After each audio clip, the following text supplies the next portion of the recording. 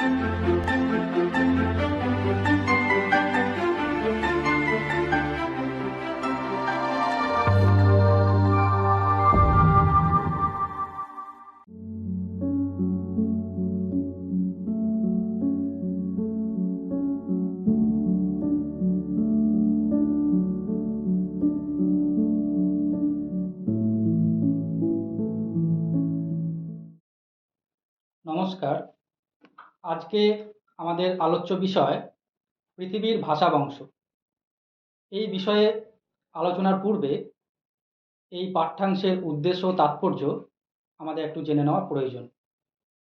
ভাষাতত্ত্ব অধ্যয়নে শিক্ষার্থীদের প্রাথমিক যে বিষয়টিকে একান্তভাবে গুরুত্ব দেওয়া প্রয়োজন তা হলো পৃথিবীর বিভিন্ন ভাষা বংশ সম্পর্কে একটা সাধারণ ধারণা গড়ে তোলা। সমগ্র পৃথিবীতে কতগুলি ভাষা প্রচলিত, বিশেষত যে ভাষাগুলি সাহিত্যিক দিক থেকে সমৃদ্ধ সেই ভাষাগুলি, এবং সেই সমস্ত ভাষাগুলির মধ্যে কোন ভাষা বংশ থেকে জন্ম লাভ করেছে, কোন অঞ্চলে কোন ভাষা কিভাবে প্রচলিত হলো, এইসব বিভিন্ন বিষয় জানা যায় পৃথিবীর ভাষা বংশের সঙ্গে পরিচিত হওয়ার মাধ্যমে। বিভিন্ন দেশের ভাষাবিজ্ঞানীরা পৃথিবীর ভাষাসমূহকে নানা দিক থেকে বিচার বিশ্লেষণ করে পৃথিবীর বিভিন্ন ভাষার একটা ইতিহাস রচনার চেষ্টা করেছেন।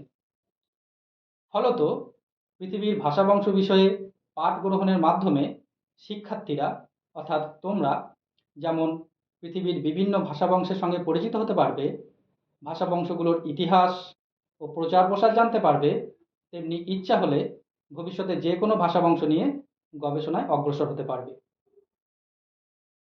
পাঠ্যাংশের আলোচ্য বিষয়। এই পাঠে তোমাদের যে বিষয়গুলি আলোচনা করার চেষ্টা করেছি সেগুলি সংক্ষেপে দেখে নেওয়া যাক। পূর্ববর্তী ভাষাবিজ্ঞানীদের অনুসরণে পৃথিবীর ভাষাসমূহকে 12টি প্রধান ভাষা বংশে শ্রেণীবিভক্ত করা হয়েছে। এই 12টি ভাষা বংশের প্রাথমিক পরিচয় নেওয়ার আমরা চেষ্টা করব। 12টি প্রধান ভাষা বংশ ছাড়া আরও যে 10টি ভাষা বংশের অনুসন্ধান করেছেন কিছু ভাষাবিজ্ঞানী, সেই ভাষা বংশগুলোও যথাযথভাবে তুলে ধরা হয়েছে। ইন্দো ইউরোপীয় ভাষা বংশের প্রাথমিক পরিচয় সাধন ও এই ভাষা বংশের শাখাগুলিকে যথাযথভাবে উপস্থাপিত করা হয়েছে। মানচিত্র সহ এই ভাষা বংশের অন্তর্গত 10টি শাখার সঙ্গে পরিচয় সাধনের পাশাপাশি দৃষ্টান্ত সহ এই 10টি শাখাকে কেন্তুম ও শতম এই দুই গুচ্ছে বিভক্ত করা হয়েছে। ইরানীয় ভাষার বিভাগ দুটির প্রাথমিক পরিচয় দেওয়া হয়েছে। ভারতীয় আর্য ভাষা সম্পর্কে খুব সংক্ষেপে আলোচনা করা হয়েছে। পৃথিবীর বিভিন্ন ভাষা বংশ নিয়ে ভাষাবিজ্ঞানীরা বিভিন্ন ভাষার অধ্যয়ন, তাদের গঠন পদ্ধতি, ভাষণ প্রণালী, শব্দ রচনা ইত্যাদির উপর বিচার বিশ্লেষণ করে দেখেছেন যে এই ভাষাগুলিকে কয়েকটি ভাষা বংশে বিভক্ত করা যায়। কারণ তারা লক্ষ্য করেছেন সংস্কৃত, পার্সি, ইতালিক, গ্রিক এই সমস্ত ভাষাগুলির মধ্যে একটা সাযুজ্য আছে। তারা আরও দেখেছেন দক্ষিণ ভারতের ভাষাগুলি, বিশেষ করে তামিল, তেলেগু, মালয়ালম, কন্নড় এই ভাষাগুলির মধ্যে একটা গ্রহ সম্পর্ক আছে। সাঁওতালি, শবর, খাসি ইত্যাদি ভাষাগুলোর মধ্যেও একটা সাদৃশ্য তাঁরা লক্ষ্য করেছেন। তো এরই ভিত্তিতে পৃথিবীর ভাষাসমূহকে যে কয়েকটি ভাষা বংশে তারা বিভক্ত করেছেন তা আমরা দেখে নেওয়ার চেষ্টা করব। ইন্দো ইউরোপীয়, সেমীয় হামীয়, বান্টু, ফিন্ন উগ্রীয় বা উরালীয়, তুর্কো মঙ্গোল মাঞ্চু বা আলতাইক, ককেশীয়, দ্রাবিড়, অস্ট্রিক, ভোটচিনীয়, উত্তর পূর্ব সীমান্তীয়, এস্কিমো আর আমেরিকার আদিম ভাষাগুলি। ইন্দো ইউরোপীয় ভাষা সম্পর্কে আমরা পরে আসছি। আপাতত অন্যান্য ভাষা বংশগুলি নিয়ে আমরা আলোচনা করার চেষ্টা করব। সেমীয় হামীয় ভাষা বংশকে দুটো শাখায় ভাগ করা হয়, একটা সেমীয়, অন্যটি হামীয়। এই সেমীয় শাখার নিদর্শন পাওয়া গেছে খ্রিস্টপূর্ব 2500 অব্দে। এই সেমীয় শাখার প্রধান দুটি ভাষা হলো আরবি ও হিব্রু। বাইবেলের ওল্ড টেস্টামেন্ট হিব্রু ভাষাতেই লেখা। অধুনা ইসরায়েলে এই হিব্রু ভাষার পুনর্জাগরণ ঘটিয়ে এই ভাষাটিকে রাষ্ট্রভাষা হিসেবে ব্যবহার করা হচ্ছে। এই দৃষ্টান্ত থেকে প্রমাণিত হয় প্রাচীন ভারতের উৎকৃষ্ট ভাষা সংস্কৃতকেও এদেশের জীবন্ত ভাষা হিসেবে মানুষের মুখে ব্যবহার করা অসম্ভব কিছু নয়। আরবি ভাষা মূলত ইসলামিক ধর্ম সংস্কৃতি ও সাহিত্য রচনার ভাষা। আর হামীয় শাখার অন্যতম ভাষা হচ্ছে মিশরীয়। এই মিশরীয় ভাষাটি অধুনা আরবি ভাষার প্রভাবে অবলুপ্ত প্রায়। বান্টু, মধ্য ও দক্ষিণ আফ্রিকার ভাষা হচ্ছে বান্টু। এই বান্টু ভাষা বংশের অন্যতম ভাষা হলো কাফির ও সহেলি। ফিন্ন উগ্রীয় ভাষা বংশকে দুই ভাগে ভাগ করা যায়, ফিন্ন এবং উগ্রীয়। ফিনল্যান্ডের ভাষা ফিন্নীয়, হাঙ্গেরির ভাষা হাঙ্গেরীয়। এই ভাষা বংশের অন্যতম দুটি ভাষা। তুর্কো মঙ্গোল মাঞ্চু বা আলতাইক, এই ভাষা বংশের ভাষাকে তিনটি শাখায় ভাগ করা যায়, তুর্কো তাতার, মঙ্গোল এবং মাঞ্চু।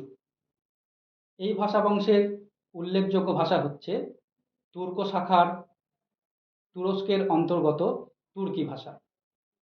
ককেশীয়, এই ভাষা বংশটি জর্জিয়ার একটি ভাষা হিসেবে পরিচিত। দ্রাবিড়, এই দ্রাবিড় ভাষা প্রধানত দক্ষিণ ভারতে প্রচলিত। তামিল, তেলেগু, মালায়ালম, কন্নড়, এই ভাষাগুলি দ্রাবিড় ভাষা বংশের অন্তর্গত। তামিলনাড়ুর ভাষা তামিল, অন্ধ্রপ্রদেশের ভাষা তেলেগু, কেরলের ভাষা মালায়ালম, কর্ণাটকের ভাষা কন্নড়। এই সমস্ত ভাষাগুলি অধুনা ভারতবর্ষে ধ্রুপদী ভাষা হিসেবে স্বীকৃতি পেয়েছে। তবে তামিল ভাষা প্রাচীন ঐতিহ্যে সমৃদ্ধ এবং মালয়ালম ভাষা সাহিত্যের নানা পরীক্ষা নিরীক্ষার ভাষা হিসেবে উল্লেখযোগ্য স্থান অধিকার করেছে। অস্ট্রিক ভাষা বংশকে দুভাগে ভাগ করা যায়, অস্ট্রোনেশীয় ও অস্ট্রো এশিয়াটিক। অস্ট্রো এশিয়াটিক শাখার ভাষাগুলির মধ্যে অন্যতম হচ্ছে সাঁওতালি, শবর, খাসি, মুন্ডারি ও নিকোবরি। সাধারণত পশ্চিমবঙ্গ, উড়িষ্যা, মধ্যপ্রদেশ, ছোটনাগপুর এবং নিকোবর দ্বীপপুঞ্জে এই ভাষা প্রচলিত। অন্যদিকে অস্ট্রোনেশীয় শাখার উল্লেখযোগ্য ভাষা হচ্ছে জবদ্বীপীয় ও মালয়। ভোটচীনীয়, ভোটচীনীয় বংশের ভাষা প্রধানত তিনটে শাখায় বিভক্ত। চীনের ভাষা চীনীয়, বার্মার ভাষা বর্মী ও থাইল্যান্ড বা শ্যাম দেশের ভাষা স্যামি। এই ভাষা বংশের উল্লেখযোগ্য ভাষা হচ্ছে চীনা ভাষা। এই চীনা ভাষা অধুনা বিশ্বের মধ্যে বেশি সংখ্যক মানুষ ব্যবহার করেন। উত্তর পূর্ব সীমান্তীয়, সাধারণত এই উত্তর পূর্ব সীমান্তীয় বলতে এশিয়ার উত্তর পূর্ব সীমান্তকেই বোঝানো হচ্ছে। এই অংশের মানুষজন যে ভাষায় কথা বলেন তার একটি উল্লেখযোগ্য ভাষা হলো চুকচি ভাষা। এস্কিমো, আমরা জানি এস্কিমোরা সাধারণত সুমেরু অঞ্চলেই বসবাস করেন। এই এস্কিমোদের যে ভাষা সেটাকে আমরা আলাদা একটা গ্রুপে ভাগ করার চেষ্টা করেছি, এস্কিমো। এস্কিমোরা সাধারণত গ্রিনল্যান্ড এবং অ্যালেউসিয়ান দ্বীপপুঞ্জের মধ্যে বসবাস করেন এবং এই অঞ্চলে এই ভাষা প্রচলিত। আমেরিকার আদিম ভাষাগুলি, এর মধ্যে উল্লেখযোগ্য ভাষা হচ্ছে আলগঙ্কিয়ান, আথাবাস্কান, ইরোকোইয়ান, মুসকোজিয়ান, শিওওয়ান, পিমান, শোশোনিয়ান ও নাহুয়াটলান্ড। এছাড়া ভাষাবিজ্ঞানীরা আরও যে কয়েকটি ভাষা বংশের সন্ধান পেয়েছেন সেগুলি একটু দেখে নেওয়া যাক। যেমন কোরীয় জাপানি, আইবেরীয় বাস্ক, আন্দামানি, পাপুয়ান, তাসমানীয়, সুদানি গিনীয়, বুশম্যান, হটেন্ট, বুরুশাস্কি, লাতি, অস্ট্রেলীয় ইত্যাদি। ইন্দো ইউরোপীয় ভাষাবংশ। প্রথমত এই ইন্দো ইউরোপীয় ভাষাবংশ এই নামকরণ নিয়েই ভাষাবিজ্ঞানীদের মধ্যে একটু বিতর্ক আছে।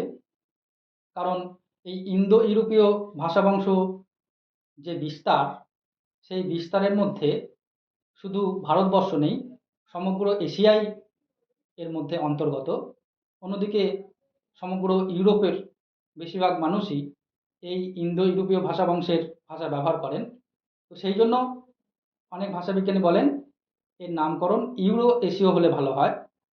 আবার জার্মানের ভাষাবিজ্ঞানীরা বলেন যে এর নাম ইন্দো জার্মানিক হওয়া উচিত, কারণ এই ভাষাবংশ যে সীমানার মধ্যে বিস্তৃত তার একদিকে ইন্দো অর্থাৎ ভারতবর্ষ, ঠিক উল্টো দিকে জার্মানি। সেই জন্য তারা ইন্দো জার্মানিক নামটিকে গুরুত্ব দেন। তো যাই হোক, এই সমস্ত কিছু নামকরণের মধ্যে কিছু ভুল, কিছু ঠিক আছে, কিছু বিতর্কও আছে। কিন্তু এই নামকরণ নিয়ে বিতর্কের জায়গায় না গিয়ে আমরা ইন্দো ইউরোপীয় এই নামটি ব্যবহার করব, কারণ এটি প্রচলিত নামকরণ। এই ইন্দো ইউরোপীয় ভাষা বংশের বিভিন্ন ভাষাগুলো হলো ইন্দো ইরানীয়, ইতালিক, জার্মানিক বা টিউটনিক, গ্রিক, বাল্টোস্লাভিক, আলবানীয়, আর্মেনীয়, তোখারীয়, কেল্টিক, হিত্তীয়।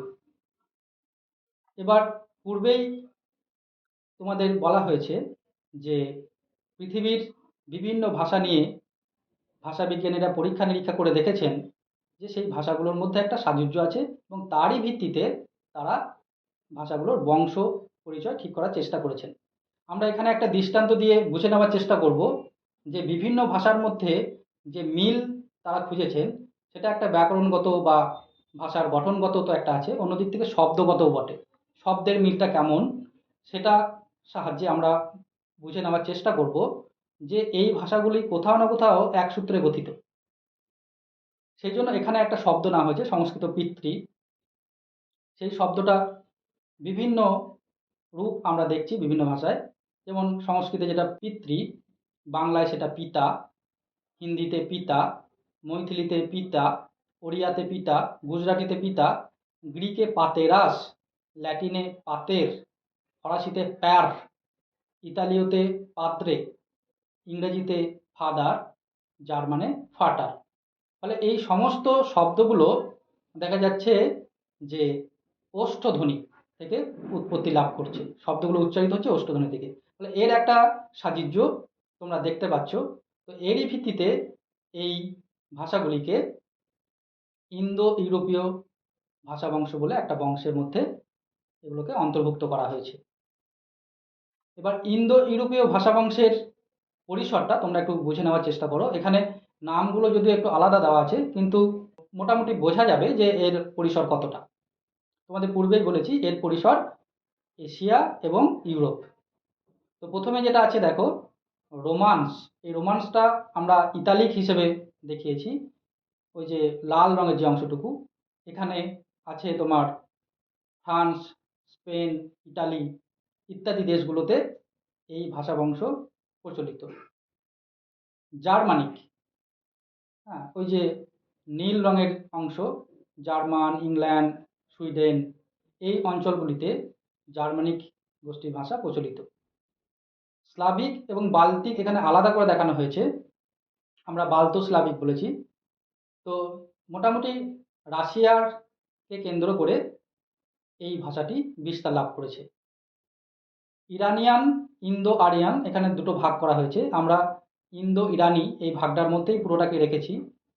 সেটার পরিসর দেখো, কমলা রঙের অংশ এবং একটা ক্রিম কালারের যে অংশ, এই দুটোর যে পুরো অংশ এটা ইন্দো ইরানীয় ভাষার অন্তর্গত। অর্থাৎ ভারতবর্ষের উত্তর দিকটা আছে এবং তার পাশাপাশি আফগানিস্তান, ইরাক, ইরান ইত্যাদি দেশগুলো আছে। এই অঞ্চলে কিন্তু ইন্দো ইরানি ভাষা বলা হয়। আলবানিয়ান, ওই উপরের দিকে আছে আলবানিয়ান, এই আলবানীয় অঞ্চলে প্রচলিত। আর আর্মেনিয়ান ভাষা, সেটা সেটা অল্প স্থানে প্রচলিত আর্মেনিয়া অঞ্চলে। গ্রিক ভাষা গ্রিসে প্রচলিত, ওই যে বেগুনি রঙের যে অংশটা সেটা গ্রিসে এই অঞ্চলে গ্রিক ভাষা প্রচলিত। মোটামুটি এই হচ্ছে ইন্দো ইউরোপীয় ভাষার সীমারেখা। আমাদের ভাষাতত্ত্ব পাঠ গ্রহণের সময় এই সীমারেখাগুলো মাথায় রাখা প্রয়োজন। পুরোকণ্ঠ স্পৃষ্টধ্বনির রূপান্তরের ভিত্তিতে ইন্দো ইউরোপীয় ভাষা বংশের ভাষাগুলিকে দুভাগে ভাগ করা হয়েছে। পুরোকণ্ঠ স্পৃষ্টধ্বনির হচ্ছে কণ্ঠ এবং তালু সহযোগে উচ্চারিত ধ্বনি। এই ধ্বনি কল্পনা করে নেওয়া হয়, ইন্দো ইউরোপীয়তে এই ধ্বনি ছিল। কণ্ঠ এবং তালু সহযোগে উচ্চারিত কে বা ক, এই ক সাধারণত দুই ভাষার মধ্যে দুরকমভাবে প্রচলিত। শতম গুচ্ছের মধ্যে এই ক হয়েছে শতে পরিণত, আর কেন্তুম গুচ্ছে এই ক হয়েছে কতে, পশ্চাৎ কণ্ঠ কতে। হ্যাঁ, অর্থাৎ তালব্য এবং কণ্ঠের মিশ্রণে যেটা উচ্চারিত হতো, একটা তালুর সাহায্য লাগলো আর একটা পশ্চাৎ কণ্ঠের সাহায্যে তারা উচ্চারিত হচ্ছে। শতম গুচ্ছ হচ্ছে তালুর সাহায্যে উচ্চারিত হয় এবং কেন্তুম গুচ্ছ হচ্ছে পশ্চাৎ কণ্ঠের সাহায্যে উচ্চারিত হয় এই অংশের ভাষাগুলো। তো সেরকম একটা শব্দ কল্পনা করা হয়েছে কমতম। এই কমতম শব্দটা শতমে কেমন উচ্চারিত হয় এবং কেন্তুমে কেমন উচ্চারিত হয় সেটা একটু দেখানোর চেষ্টা করা হয়েছে। আর তার আগে বলে নিই যে ইন্দো ইউরোপীয় ভাষাবংশে এই যে দুটো ভাগ, কোন ভাষাবংশ কোন দিকে গেছে। শতম গুচ্ছের মধ্যে আছে ইন্দো ইরানীয়, বাল্তো স্লাভিক, আলবানীয়, আর্মেনীয়। আর কেন্তুম গুচ্ছের মধ্যে আছে গ্রিক, ইতালিক, কেল্টিক, টিউটনিক, তোখারীয়, হিত্তীয়। শতম গুচ্ছের কয়েকটি দৃষ্টান্ত দেখো, আবেস্তীয় শতম, বৈদিক সংস্কৃত শতম, রুশ स्तो, লিথুয়ানীয় সিমতাস, প্রাচীন বুলগরীয় সুতো। তার কমতমের এরকম রূপ হয়েছে এদিকে। আর এদিকে কি হয়েছে, ল্যাতিনে কেন্তুম, গ্রিকে হেকাতন, প্রাচীন আইরিশে কেথ, গথিকে খুন্দ বা হুন্ড, ইংরেজিতে 100, ওয়েলসে কন্থ, তোখারীয়তে কন্দ। অর্থাৎ এইভাবে একটা মোটা দাগের শ্রেণীবিভাগ করা হয়েছে কণ্ঠের যে উচ্চারণ, এই উচ্চারণের ভিত্তিতে। ইন্দো ইরানীয় অর্থাৎ ইন্দো ইউরোপীয় ভাষা বংশের একটি অন্যতম ভাষা ইন্দো ইরানীয়। এই ইন্দো ইরানীয় ভাষা বংশকে প্রধানত দুটি ভাগে ভাগ করা যায়, ইন্দো অর্থাৎ ভারতীয় আর্য ও ইরানীয় উপশাখা। ইরানীয় উপশাখার দুটি প্রাচীন ভাষার নিদর্শন পাওয়া গেছে, আবেস্তীয় ও প্রাচীন পারসিক। আবেস্তীয় জরাথুস্ত্রীয় মতাবলম্বীদের প্রাচীন শাস্ত্র আবেস্তার ভাষা হচ্ছে এই আবেস্তীয়। এ ভাষা ছিল ইরানের উত্তরাঞ্চলের কথ্য ভাষা। আবেস্তীয় ভাষার প্রাচীনতম নিদর্শন হচ্ছে আবেস্তার কয়েকটি গাথা বা স্তব। প্রাচীন আর্য বৈদিক ভাষার সঙ্গে এই আবেস্তীয় ভাষার ঘনিষ্ঠ সম্বন্ধ আছে। প্রাচীন গাথাগুলি আনুমানিক খ্রিস্টপূর্ব সপ্তম অষ্টম শতকে রচিত হয়েছিল এমন অনুমান করা হয়। প্রাচীন পারসিক ইরানের দক্ষিণ পশ্চিম অঞ্চলে বা পারস্য প্রদেশে ভাষা হচ্ছে প্রাচীন পারসিক। এই অঞ্চলের অধিবাসী হাখামানীয় বংশের সাম্রাজ্য বিস্তারের সঙ্গে সঙ্গে তাদের মাতৃভাষা সমগ্র ইরানের রাজভাষায় পরিণত হয়। দারায়ুস এবং তার পুত্র খসসা প্রধানত এই দুজনের শিলালিপি ও ধাতুলিপি থেকে প্রাচীন পারসিকের নিদর্শন পাওয়া গেছে। ভারতীয় আর্য। ভারতবর্ষে ইন্দো ইউরোপীয় ভাষা তথা আর্যদের আগমন আনুমানিক 1500 খ্রিস্টপূর্বাব্দ। এই সময় থেকেই ভারতীয় আর্য ভাষার সূচনা ধরা হয়। এই দিক থেকে ভারতীয় আর্যের ইতিহাস সুদীর্ঘ 3500 বছরের, কারণ এখন 2024 চলছে, 2000 বছর অতিক্রান্ত হয়ে গেছে, আর ওদিকে তার আগে 1500 খ্রিস্টাব্দ, সেই হিসেবে 3500 বছর। এই সুদীর্ঘ সময়কালে ভারতীয় আর্য ভাষার বিবর্তন লক্ষ্য করে ঐতিহাসিক ভাষাবিজ্ঞানীরা এই ভাষাকে 3টি কালানুক্রমিক স্তরে কল্পনা করেছেন। প্রথমত প্রাচীন ভারতীয় আর্য, যার মধ্যে আমরা দৃষ্টান্ত পাই বৈদিক সংস্কৃত, সময়কাল আনুমানিক খ্রিস্টপূর্ব 1500 থেকে খ্রিস্টপূর্ব 600 অব্দ।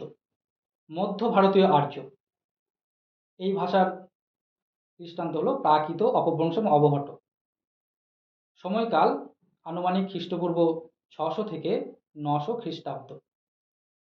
নব্য ভারতীয় আর্য, আধুনিক ভারতীয় ভাষা, সময়কাল আনুমানিক 900 খ্রিস্টাব্দ থেকে আজ পর্যন্ত। ভারতীয় আর্য ভাষার প্রাচীনতম নিদর্শন ঋগ্বেদ। এই ভাষা থেকে ক্রমবিবর্তনের মাধ্যমে আধুনিক ভারতীয় ভাষা যেমন বাংলা, হিন্দি, অসমিয়া, ওড়িয়া, মারাঠি, পাঞ্জাবি, গুজরাটি প্রভৃতি ভাষাগুলি উৎপত্তি লাভ করেছে। অবশ্য খুব সম্প্রতি বাংলা, অসমিয়া, মারাঠি প্রভৃতি ভাষাগুলি ভারতবর্ষে ধ্রুপদী ভাষা হিসেবে স্বীকৃতি পেয়েছে, এবং সেই হিসেবে এই যে সময়কালের ভিত্তিতে আমরা ভাষাগুলিকে শ্রেণীবিভাগ করলাম, সেই সময়কালের হয়তো কিছু এদিক ওদিক হতেও পারে নতুন করে গবেষণার ভিত্তিতে। ইতালিক, এই ইতালিক ভাষা তোমাদের দেখিয়েছি, যেটা রোমান্স হিসেবে ওখানে উল্লেখ ছিল ম্যাপের মধ্যে। সেই ইতালিক ভাষাকে প্রধানত দুই ভাগে ভাগ করা যায়, ল্যাটিনো ফ্যালিস্কান, ওস্কো উমাব্রিয়ান। ল্যাটিনো ফ্যালিস্কানকে দুই ভাগে ভাগ করা যায়, লাতিন ও ফালিস্কান। লাতিন ভাষার মধ্যে উল্লেখযোগ্য ভাষা হলো, অর্থাৎ লাতিন ভাষা থেকে জন্মেছে সেরকম উল্লেখযোগ্য ভাষা হলো ফরাসি, ইতালিয়ান, স্প্যানিশ, পর্তুগিজ, রোমানিয়ান। এই ভাষাগুলি সবই সাহিত্যিক দিক থেকে সমৃদ্ধ ভাষা, সাহিত্য চর্চার উল্লেখযোগ্য ভাষা। ওস্কো উমাব্রিয়ান, এই ভাগের মধ্যে দুটো উল্লেখযোগ্য শাখা হচ্ছে ওস্কান ও উমাব্রিয়ান। জার্মানিক বা টিউটনিক, জার্মানিক এর পরিসীমা তোমাদের দেখিয়েছি যে জার্মান, এই জার্মানিক ভাষা জার্মানি এবং তার পার্শ্ববর্তী ইংল্যান্ড, সুইডেন ইত্যাদি অঞ্চলে প্রচলিত। তো এই জার্মানিক ভাষাকে তিন ভাগে ভাগ করা হয়, উত্তর জার্মানিক, পশ্চিম জার্মানিক, পূর্ব জার্মানিক। উত্তর জার্মানিকে বা দুটো ভাগ, পশ্চিম এবং পূর্ব। এই পশ্চিম অংশ থেকে যে ভাষাগুলি জন্মেছে সেটা হচ্ছে আইসল্যান্ডিক, নরওয়েজিয়ান ইত্যাদি। আর পূর্ব অংশ থেকে যে ভাষাগুলো জন্মেছে তার দৃষ্টান্ত হচ্ছে সুইডিশ, ড্যানিশ। পশ্চিম জার্মানিক অংশের দুটি উল্লেখযোগ্য শাখা হচ্ছে উত্তরাঞ্চল এবং দক্ষিণাঞ্চল। এই উত্তরাঞ্চলকে আবার দুই ভাগে ভাগ করা যায়, প্রাচীন ফ্র্যাঙ্কোনিয়ান, অ্যাংলো স্যাক্সন। প্রাচীন ফ্র্যাঙ্কোনিয়ান থেকে ডাচ ভাষা জন্মেছে, আর অ্যাংলো স্যাক্সন থেকে ক্রমশ বিবর্তনের মাধ্যমে আধুনিক ইংরেজি ভাষা জন্ম লাভ করেছে। দক্ষিণাঞ্চল থেকে জন্মেছে প্রাচীন উচ্চ জার্মান। এই প্রাচীন উচ্চ জার্মান ক্রমশ বিবর্তিত হয়ে আধুনিক জার্মান ভাষা জন্ম লাভ করেছে। এখানে এই দুটো ভাষা বিশেষ করে গুরুত্বপূর্ণ, ইংরেজি এবং জার্মান। আর জার্মানিক ভাষা যে পূর্ব শাখা, সেই পূর্ব শাখা থেকে জন্মেছে গথিক ভাষা। এই গেল জার্মানিক ভাষার পরিসর এবং তার সাধারণ একটা পরিচয়। এবার আমরা যাব গ্রিক ভাষা সম্পর্কে। কেন্তুম গুচ্ছের শাখাগুলির মধ্যে গ্রিক প্রাচীন সাহিত্যে সবচেয়ে সমৃদ্ধ। প্রাচীন গ্রিক ভাষার প্রাচীনতম নিদর্শন ক্রিট দ্বীপে প্রাপ্ত একটি প্রত্নলেখ। গ্রিকের 5টি উপভাষার মধ্যে অ্যাত্তিক, ইয়োনিক সর্বাপেক্ষা সমৃদ্ধ। অর্থাৎ এর 5টি উপভাষা ছিল, তার মধ্যে অ্যাক্টিক ইওনিক সবথেকে সমৃদ্ধ। গ্রিকের ইওনিক উপভাষায় হোমারের ইলিয়াদ ও ওডিসি রচিত খ্রিস্টপূর্ব 8ম শতকে। এই মহাকাব্য সঙ্গে আমরা সবাই পরিচিত। গ্রিকের অ্যাক্টিক ইওনিক উপভাষার উপর ভিত্তি করে আধুনিক গ্রিক ভাষা কোইনের রূপটি গড়ে উঠেছে। অর্থাৎ বুঝতেই পারছি যে এই অ্যাক্টিক ইওনিক ভাষাটি গ্রিক ভাষার মধ্যে উল্লেখযোগ্যভাবে প্রাধান্য পেয়েছে। বাল্তো স্লাভিক, এই শাখার দুটি উপশাখা বাল্টিক ও স্লাভিক। ম্যাপে অবশ্য এই দুটোকে আমাদের আলাদা আলাদা ভাষা হিসেবেই দেখানো হয়েছিল, কিন্তু বেশিরভাগ ভাষা বিজ্ঞানী এই বাল্তো স্লাভিককে একটা গ্রুপেই রেখেছে। স্লাভিক উপশাখার বুলগেরীয় ভাষায় বাইবেলের অনুবাদ হয় খ্রিস্টীয় 9ম শতাব্দীতে। এই শাখার একটি সাহিত্য সমৃদ্ধ ভাষা হলো রুশ ভাষা। আলবানীয়, এই শাখার ভাষা আধুনিক আলবানীয় আড্রিয়াটিক সাগরের পূর্ব উপকূলে প্রচলিত। এই শাখাটি অপেক্ষাকৃত অর্বাচীন। আর্মেনীয়, এই শাখার প্রাচীন রূপটি খ্রিস্টপূর্ব 7ম-8ম শতাব্দী। এশিয়ার মাইনরের আর্মেনীয় অঞ্চলে প্রচলিত ছিল এই ভাষা। আধুনিক আর্মানীয় ভাষা আর্মানিয়ার বাইরে কোনো কোনো দেশে প্রচলিত। তোখারীয়, এই শাখাটি এখন লুপ্ত। চীনের অন্তর্গত তুর্কিস্তান থেকে এই ভাষার প্রাচীনতম নিদর্শন কিছু পুঁথি ও প্রত্নলেখ পাওয়া গেছে। এর সময়কাল 7ম থেকে 10ম শতাব্দী। কেল্টিক, খ্রিস্টীয় 5ম শতাব্দীর প্রত্নলেখ হল এই ভাষার প্রাচীনতম নিদর্শন। ইউরোপের বিস্তৃত অঞ্চলে কেল্টিক ভাষা প্রচলিত ছিল, কিন্তু ইতালিক ও জার্মানিক শাখার প্রভাবে এই ভাষা একেবারে সংকুচিত হয়ে পড়েছে। এই শাখার আধুনিক ভাষা হলো আইরিশ ভাষা। বুঝতে পারছো তোমরা যে কোনো ভাষার প্রভাবে কোনো ভাষা কিভাবে লুপ্ত হয়ে যায়। হ্যাঁ। হিত্তীয়, এশিয়ার মাইনরের কাপাদোকিয়া প্রদেশে প্রাপ্ত বানমুখ লিপিতে লিখিত কিছু প্রত্নলেখ এই ভাষার প্রাচীনতম নিদর্শন। আনুমানিক এগুলি খ্রিস্টপূর্ব 20 থেকে 9ম শতাব্দীতে লিখিত হয়েছিল। অনেকে এই ভাষাকে ইন্দো ইউরোপীয় ভাষার মতো অতি প্রাচীন ভাষা হিসেবে চিহ্নিত করেছেন। অর্থাৎ তারা মনে করেন ইন্দো ইউরোপীয় ভাষা এবং হিত্তীয় ভাষা একই সঙ্গে জন্মগ্রহণ করেছে। ইন্দো ইউরোপীয় ভাষার শাখা নয় হিত্তীয়।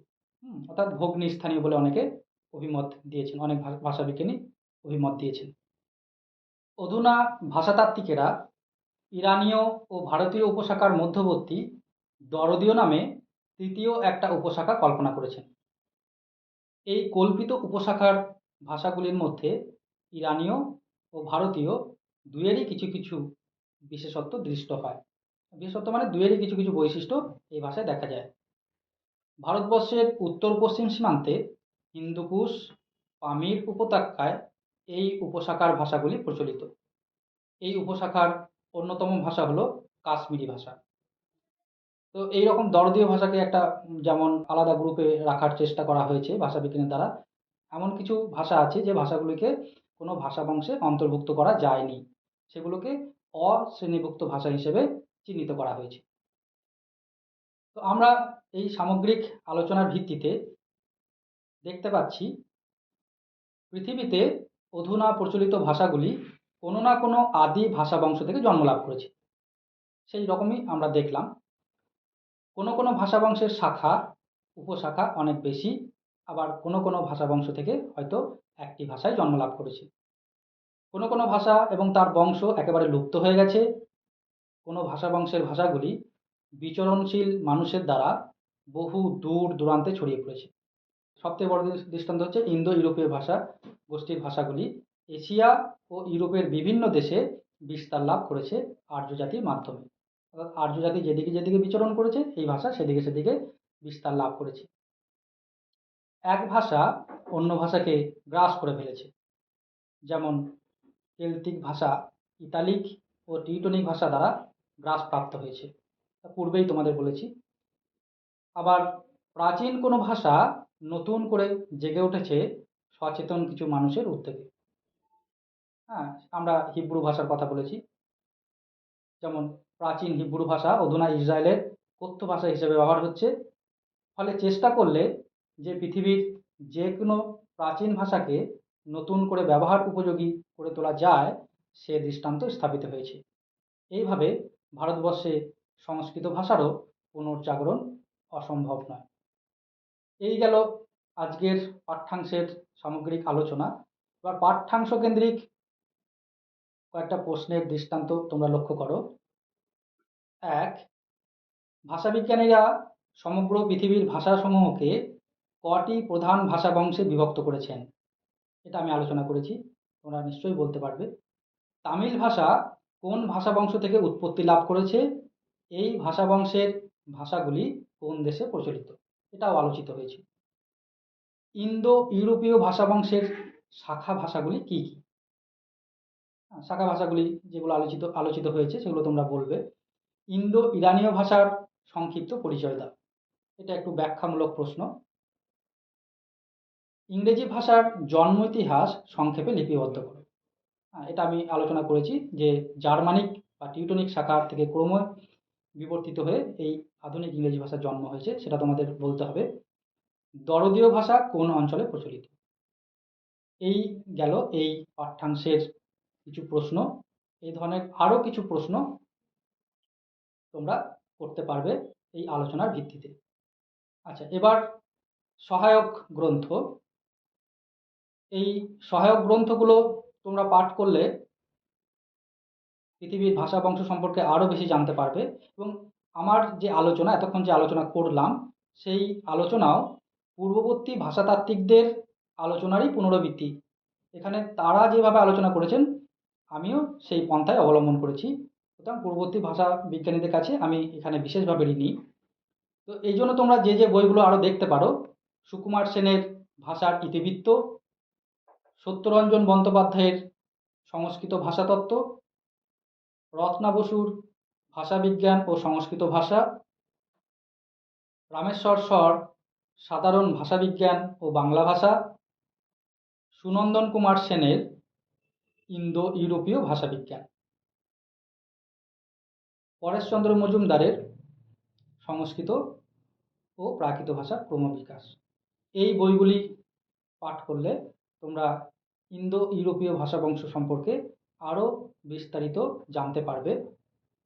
তো সামগ্রিক আলোচনা এখানেই পরিসমাপ্ত হলো। ধন্যবাদ।